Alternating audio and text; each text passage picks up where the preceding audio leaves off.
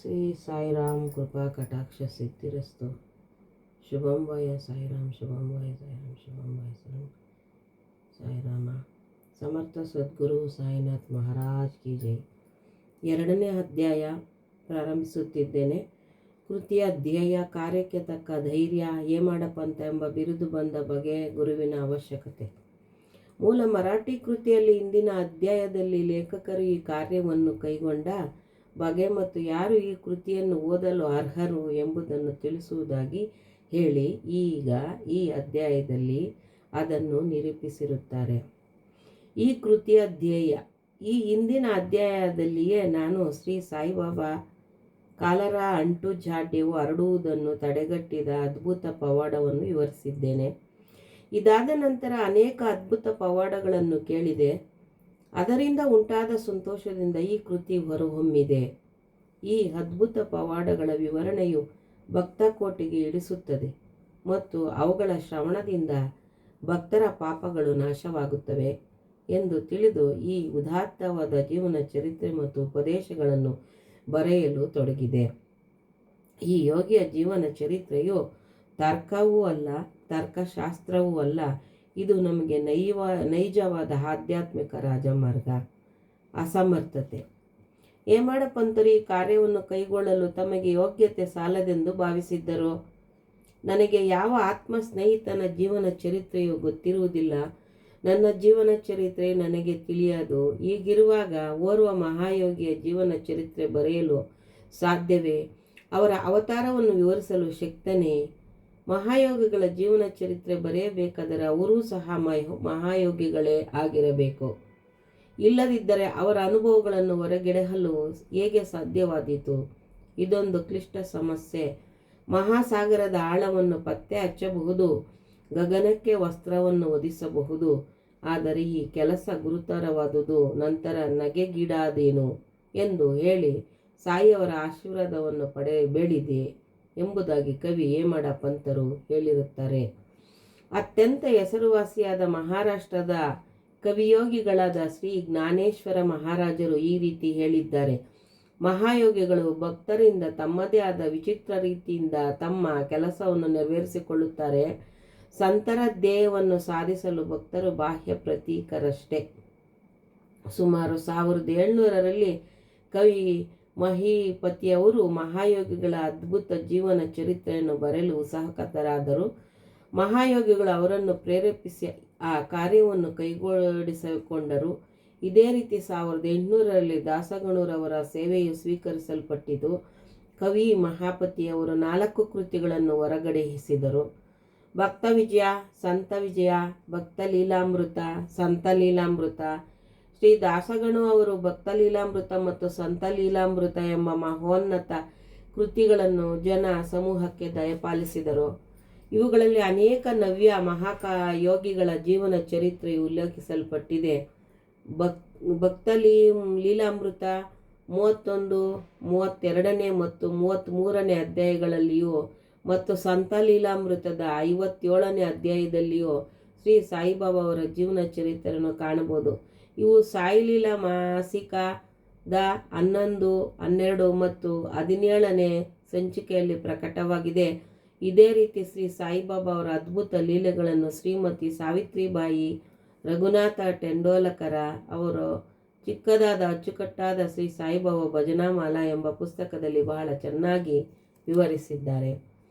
ದಕ್ಷಿಣ ಭಿಕ್ಷಾ ಸಂಸ್ಥೆ ಶಿರ್ಡಿಯ ಪ್ರಕಟಣೆಯಾದ ಶ್ರೀ ಸಾಯಿಬಾಬಾ ಎಂಬ ಪುಸ್ತಕದಲ್ಲಿ ಸಾಯಿ ಭಕ್ತರಾದ ಹಮೀದದಾಸ ಭವಾನಿ ಮೆಹ್ತಾ ಅವರು ಸಾಯಿಬಾಬಾ ಅವರ ಕೆಲವು ಕಥೆಗಳನ್ನು ಗುಜರಾತಿನಲ್ಲಿ ಬರೆದಿರುತ್ತಾರೆ.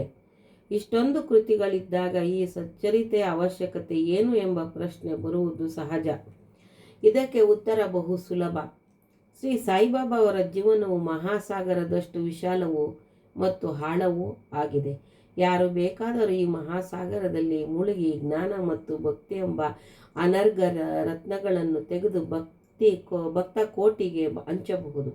ಇವರ ಕಥೆಗಳು, ಉಪದೇಶಗಳು ಮತ್ತು ನೀತಿ ಪಾಠಗಳು ಬಹಳ ಅದ್ಭುತವಾಗಿವೆ. ಯಾರು ದುಃಖದಿಂದ ನೊಂದಿರುತ್ತಾರೆಯೋ, ಪ್ರಾಪಂಚಿಕ ಜೀವನದಲ್ಲಿ ಜಿಗುಪ್ಸೆ ಹೊಂದಿರುತ್ತಾರೆಯೋ ಅಂಥವರಿಗೆ ಇವು ಶಾಂತಿ ಮತ್ತು ಸಂತೋಷವನ್ನು ನೀಡುತ್ತವೆ. ಪ್ರಾಪಂಚಿಕ ಮತ್ತು ಪಾರಮಾರ್ಥಿಕ ವಿಷಯಗಳಲ್ಲಿ ಅವರಿಗೆ ಜ್ಞಾನವನ್ನು ಅರಿವನ್ನು ಉಂಟು ಮಾಡುತ್ತವೆ. ವೇದಗಳಂತೆ ಅಭಿರುಚಿ ಹಾಗೂ ಪ್ರದವಾದ ಶ್ರೀ ಸಾಯಿಬಾಬಾ ಅವರ ಉಪದೇಶಗಳನ್ನು ಯಾರು ಶ್ರದ್ಧೆಯಿಂದ ಕೇಳುತ್ತಾರೆಯೋ ಅವರ ಅಭಿಷ್ಟಗಳು ಸಿದ್ಧಿಸುವವು. ಈ ಕಥೆಯನ್ನು ಸಂಗ್ರಹಿಸಿ ಇಡುವುದೇ ನನ್ನ ಮುಖ್ಯೋಪಾಸನೆ. ಶ್ರೀ ಸಾಯಿಬಾಬಾ ಅವರ ದರ್ಶನವನ್ನು ಯಾರಿಗೆ ಪಡೆಯಲು ಆಗಲಿಲ್ಲವೋ ಅಂಥವರಿಗೆ ಈ ಕೃತಿ ಸಂತೋಷವನ್ನು ದೊರಕಿಸುತ್ತದೆ. ಆದ್ದರಿಂದ ಈ ಕಾರ್ಯದಲ್ಲಿ ನಾನು ಅನುವಾದೆ. ನಾನು ನನ್ನದು ಎಂಬ ಅಹಂಕಾರವನ್ನು ಅವರ ದಿವ್ಯ ಚರಣಾವಿಂದಗಳಲ್ಲಿ ಅರ್ಪಿಸಿರುತ್ತೇನೆ. ಆದ್ದರಿಂದ ದಾರಿ ಈಗ ಸುಗಮವಾಗಿದೆ ಎಂದು ಭಾವಿಸಿದ್ದೇನೆ. ಅವರು ನನಗೆ ಇಹ ಪರಗಳ ಎರಡರಲ್ಲಿಯೂ ಸಂತೋಷವನ್ನು ದೊರಕಿಸಿ ಕೊಡುತ್ತಾರೆ ಎಂದೇ ನನ್ನ ಅಚಲ ನಂಬಿಕೆ. ನಾನೇ ಸ್ವತಃ ಬಾಬಾ ಅವರ ಅಪ್ಪಣೆ ಪಡೆಯಲಿಲ್ಲ. ಆದ್ದರಿಂದ ಅವರ ಆತ್ಮೀಯ ಸಖರಾದ ಮಾಧವರಾವ ದೇಶಪಾಂಡೆ ಅವರನ್ನು ನನ್ನ ಪರವಾಗಿ ಮಾತನಾಡಲು ಬೇಡಿಕೊಂಡೆನು. ಅವರು ಈ ವಿಚಾರವನ್ನು ಬಾಬಾ ಅವರಿಗೆ, ಈ ಅಣ್ಣಾ ಸಾಹೇಬರು ನಿಮ್ಮ ಜೀವನ ಚರಿತ್ರೆ ಬರೆಯಲು ಉತ್ಸುಕರಾಗಿದ್ದರೆ ನಾನು ಬಡ ಫಕೀರ, ನನ್ನ ಜೀವನ ಚರಿತ್ರೆ ಅವಶ್ಯಕತೆ ಇಲ್ಲ ಎಂದು ದಯವಿಟ್ಟು ಹೇಳಿಬಿಡಿ. ನೀವು ಒಪ್ಪಿದರೆ ಅವರು ಬರೆಯಲು ಅನುವಾಗುತ್ತಾರೆ. ತಮ್ಮ ಚರಣ ಸೇವಾ ಬಲವೇ ಈ ಕೆಲಸವನ್ನು ಪೂರ್ತಿ ಮಾಡಿಸಿಕೊಳ್ಳುತ್ತದೆ. ನಿಮ್ಮ ಒಪ್ಪಿಗೆ ಮತ್ತು ಆಶೀರ್ವಾದವಿಲ್ಲದೆ ಯಾವ ಕಾರ್ಯವೂ ಯಶಸ್ವಿಯಾಗಿ ಮುಗಿಯಲಾರದು ಎಂದು ತಿಳಿಸಿದರು. ಆಗ ಬಾಬಾ ಅವರ ಮನ ಕರಗಿ ನನ್ನ ಪುಸ್ತಕದ ಮೇಲೆ ಅಭಯ ಹಸ್ತ ಇಟ್ಟು ಉದಿ ನೀಡಿ ಆಶೀರ್ವದಿಸಿ ನನ್ನ ಕಥೆಗಳನ್ನು ಮತ್ತು ಅನುಭವಗಳನ್ನು ಸಂಗ್ರಹ ಮಾಡು, ಟಿಪ್ಪಣಿಗಳನ್ನಿಡು, ನಾನು ಸಹಾಯ ಮಾಡುತ್ತೇನೆ. ನೀನು ಕೇವಲ ಬಾಹ್ಯ ಪ್ರತೀಕ. ನಾನೇ ನನ್ನ ಜೀವನ ಚರಿತ್ರೆಯನ್ನು ಬರೆದು ಭಕ್ತರ ಅಭಿಲಾಷೆಗಳನ್ನು ಈಡೇರಿಸುತ್ತೇನೆ.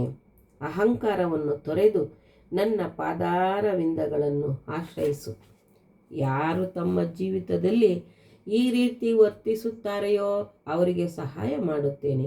ಯಾವಾಗ ನೀನು ಅಹಂಕಾರವನ್ನು ತ್ಯಜಿಸುವೆಯೋ ಆಗ ನಾನು ನಿನ್ನ ಒಳ ಹೊಕ್ಕು ನನ್ನ ಜೀವನ ಚರಿತ್ರೆಯನ್ನು ಸ್ವತಃ ಬರೆಯುತ್ತೇನೆ. ನನ್ನ ಕತೆ ಮತ್ತು ಉಪದೇಶಗಳನ್ನು ಕೇಳುವುದರಿಂದ ಭಕ್ತರ ಹೃದಯದಲ್ಲಿ ನಂಬಿಕೆ ಉಂಟಾಗುತ್ತದೆ. ಆಗ ಅವರು ಸ್ವಾನುಭವ ಮತ್ತು ಪರಮ ಸುಖವನ್ನು ಹೊಂದುತ್ತಾರೆ.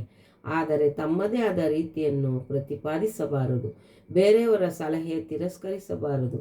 ನ್ಯಾಯದ ತರ್ಕ ವಿಚಾರ ಮಾಡಕೂಡದು ಎಂದು ಹೇಳಿದರು. ಈಗ ನನಗೆ ಹೇಮಾಡಪಂತ ಎಂಬ ಹೆಸರು ಹೇಗೆ ದೊರಕಿತು ಎಂಬುದನ್ನು ಹೇಳುತ್ತೇನೆ. ನಾನು ಕಾಕಾ ಸಾಹೇಬ ದೀಕ್ಷಿತ ಮತ್ತು ನಾನಾ ಸಾಹೇಬ ಚಂದೋಲಕರ ಅವರ ಬಹಳ ಆತ್ಮೀಯ ಸ್ನೇಹಿತರು. ಇವರು ನನ್ನನ್ನು ಶಿರ್ಡಿಗೆ ಹೋಗಿ ಬಾಬಾ ಅವರ ದರ್ಶನ ಪಡೆದುಕೊಂಡು ಬರುವಂತೆ ಒತ್ತಾಯ ಪಡಿಸಿದರು. ನಾನು ಮಾತು ಕೊಟ್ಟೆನು, ಆದರೆ ಕಾರಣಾಂತರಗಳಿಂದ ಹೋಗಲಾಗಲಿಲ್ಲ. ಲೋಣಾವಾಳದಲ್ಲಿ ನನ್ನ ಸ್ನೇಹಿತರೊಬ್ಬರ ಮಗನಿಗೆ ಬಹಳ ಕಾಯಿಲೆಯಾಗಿತ್ತು. ಯಾವ ಔಷಧಿಯಿಂದಲೂ ಪ್ರಯೋಜನ ಆಗಲಿಲ್ಲ. ಗುರುಗಳನ್ನು ಕರೆಸಿ ಅವರನ್ನು ಮಗನ ಹಾಸಿಗೆ ಬಳಿ ಕುಳ್ಳಿರಿಸಿದರು. ಅದರಿಂದಲೂ ಪ್ರಯೋಜನವಾಗಲಿಲ್ಲ. ಇದನ್ನು ಕೇಳಿ ನನಗೆ ಗುರುವಿನ ಪ್ರಯೋಜನವಾದರೂ ಏನು, ಗುರುವಿನ ಸಹಾಯದಿಂದ ಏನೊಂದು ಸಾಧ್ಯವಾಗದೇ ಇದ್ದರೆ ನಾನು ಶಿರ್ಡಿಗೆ ಏಕೆ ಹೋಗಬೇಕು ಎಂದೆನಿಸಿತು. ಈ ರೀತಿ ಯೋಚಿಸುತ್ತಾ ನಾನು ಶಿರ್ಡಿಯ ಪ್ರಯಾಣವನ್ನು ಮುಂದೂಡಿದೆನು. ಆದರೆ ಅನಿವಾರ್ಯವಾದದ್ದು ಆಗಲೇಬೇಕು. ನನ್ನ ವಿಷಯದಲ್ಲೂ ಈ ರೀತಿ ಆಯಿತು. ಪ್ರಾಂತಾಧಿಕಾರಿಯಾದ ನಾನಾ ಸಾಹೇಬರು ಬಾಸಿನ್ನಿಗೆ ಪ್ರಯಾಣ ಬೆಳೆಸಿದ್ದರು. ಠಾಣಾದಿಂದ ದಾದರಿಗೆ ಬಂದು ಬಾಸಿನ್ ಗಾಡಿಗೆ ಕಾಯ್ತಿದ್ದರು. ಅಷ್ಟರಲ್ಲಿ ಬಾದ್ರಾಗೆ ಹೋಗುವ ಲೋಕಲ್ ಬಂದಿತು. ಆಗ ಅವರು ಬಾದ್ರಾಕ್ಕೆ ಬಂದು ನನ್ನನ್ನು ಕರೆಯಿಸಿ ಶಿರ್ಡಿ ಪ್ರಯಾಣವನ್ನು ಮುಂದೂಡುವುದಕ್ಕೆ ತರಾಟೆಗೆ ತೆಗೆದುಕೊಂಡರು. ಆಗ ಅದೇ ರಾತ್ರಿ ಶಿರ್ಡಿಗೆ ಹೋಗಲು ನಿರ್ಧರಿಸಿದೆನು. ದಾದರಿಗೆ ಹೋಗಿ ಅಲ್ಲಿಂದ ಮನಮಾಡ ಗಾಡಿಯನ್ನು ಹಿಡಿಯಲೆಂದು ದಾದರಿಗೆ ಹೊರಟೆ. ಇನ್ನೇನು ರೈಲು ಹೊರಡುವಷ್ಟರಲ್ಲಿತ್ತೋ ಆಗ ಓರು ಮಹಮ್ಮದಿಯನು ನಮ್ಮ ಗಾಡಿಗೆ ಬಂದು ನನ್ನ ಸಾಮಾನನ್ನು ಮುಂತಾದವುಗಳನ್ನು ನೋಡಿ ಎಲ್ಲಿಗೆ ಪ್ರಯಾಣ ಎಂದು ಕೇಳಿದನು. ಶಿರ್ಡಿಗೆ ಎಂದು ಉತ್ತರಿಸಿದೆ. ಅವನು, ನೀವು ಸೀದಾ ಬೋರಿ ಬಂದರಿಗೆ ಹೋಗಿ ಅಲ್ಲಿಂದ ಮಾಡ ಮೇಲ ಹಿಡೀರಿ. ದಾದರಿಯಲ್ಲಿ ಇಳಿಯಬೇಡಿ, ಅಲ್ಲಿ ಮನಮಾಡ ಮೇಲ ನಿಲ್ಲುವುದಿಲ್ಲ ಎಂದನು. ಈ ಘಟನೆ ನಡೆಯದಿದ್ದರೆ ನನ್ನ ಅಭಿಲಾಷೆ ಪ್ರಕಾರ ನಾನು ಮರುದಿನ ಶಿರ್ಡಿ ತಲುಪಲಾಗುತ್ತಿರಲಿಲ್ಲ. ಅದೃಷ್ಟ ಬಲದಿಂದ ಶಿರ್ಡಿಯನ್ನು ಮರುದಿನ ಮುಂಜಾನೆ 9:10 ಗಂಟೆಗೆ ಸರಿಯಾಗಿ ಸೇರಿದೆ.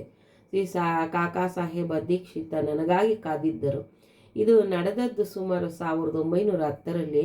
ಆಗ ಶಿರ್ಡಿಯಲ್ಲಿ ಯಾತ್ರಿಕರಿಗೆ ತಂಗಲು ಇದ್ದ ಧರ್ಮಶಾಲೆ ಎಂದರೆ ಸಾಟೆವಾಡ ಒಂದೇ. ಬಂದ ತಕ್ಷಣ ಬಾಬಾ ಅವರ ದರ್ಶನವನ್ನು ಪಡೆಯಲು ಮನಸ್ಸು ಆತರ ಎತ್ತಿತ್ತು. ಆಗ ತಾನೇ ತಾತ್ಯಾ ಸಾಹೇಬ ನೂಲಕರರು ಮಸೀದಿಯಿಂದ ಹಿಂದಿರುಗಿ ಬಂದು, ಬಾಬಾ ಈಗ ವಾಡಾದ ಮೂಲೆಯ ಹತ್ತಿರ ಇದ್ದಾರೆ, ಮೊದಲು ಹೋಗಿ ಅಲ್ಲಿ ದರ್ಶನ ಪಡೆಯಿರಿ ಎಂದು ಹೇಳಿದರು. ಇದನ್ನು ಕೇಳಿ ಬಾಬಾ ಅವರ ಕಡೆಗೆ ಕೂಡಲೇ ಬಂದೆ. ನನ್ನ ಸಂತೋಷಕ್ಕೆ ಪಾರವೇ ಇಲ್ಲದಂತಾಯಿತು. ಅವರು ಹೇಳುವುದಕ್ಕಿಂತ ಮಿಗಿಲಾದುದನ್ನು ಕಂಡೆನು. ನನ್ನ ಇಂದ್ರಿಯಗಳೆಲ್ಲವೂ ತೃಪ್ತಿಗೊಂಡವು. ಹಸಿವು ನೀರಡಿಕೆ ದೂರಾದವು. ಶ್ರೀ ಬಾಬಾ ಅವರ ಚರಣಾವಿಂದಗಳ ಸ್ಪರ್ಶವಾದ ಕೂಡಲೇ ನಾನು ಪುನರ್ಜನ್ಮ ಹೊಂದಿದಂತಾಯಿತು. ಶ್ರೀಯವರ ದರ್ಶನ ಪಡೆಯಲು ಪ್ರೇರೇಪಿಸಿದವರನ್ನು ಸ್ಮರಿಸಿಕೊಂಡೆನು. ನಾನು ಅವರನ್ನು ನನ್ನ ನಿಜವಾದ ಬಂಧುಗಳೆಂದೇ ಭಾವಿಸಿದ್ದೇನೆ. ಅವರನ್ನು ನೆನೆದು ಮನದಲ್ಲಿ ಪ್ರಾರ್ಥಿಸುತ್ತೇನೆ. ಶ್ರೀ ಬಾಬಾ ಅವರ ದರ್ಶನದಲ್ಲಿ ಒಂದು ವಿಚಿತ್ರ ಶಕ್ತಿ ಅಡಗಿದೆ. ನನ್ನ ಅಭಿಪ್ರಾಯದಲ್ಲಿ ಅವರ ದರ್ಶನದಿಂದ ನಮ್ಮ ಭಾವನೆಗಳೆಲ್ಲವೂ ಬದಲಾಗುತ್ತದೆ. ನಮ್ಮ ಪೂರ್ವ ಕರ್ಮಗಳೆಲ್ಲವೂ ಸವೆದು ಕ್ರಮೇಣ ಪ್ರಾಪಂಚಿಕ ವಸ್ತುಗಳ ಕಡೆಗೆ ವಿರತರಾಗ ಉಂಟಾಗುತ್ತದೆ. ಮೋಹ ಕಡಿಮೆಯಾಗುತ್ತದೆ. ನಮ್ಮ ಪೂರ್ವಜನ್ಮದ ಪುಣ್ಯಗಳ ಫಲದಿಂದ ಮಾತ್ರವೇ ನಮಗೆ ಅವರ ದರ್ಶನ ಸಾಧ್ಯ.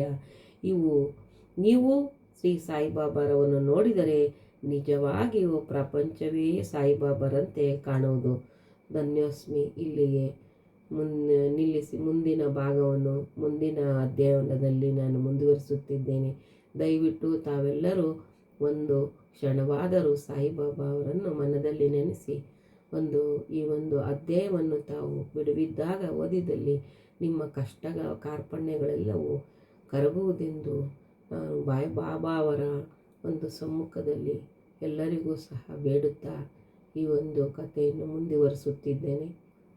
ಧನ್ಯೋಸ್ಮಿ. ಸಾಯಿರಾಮ್.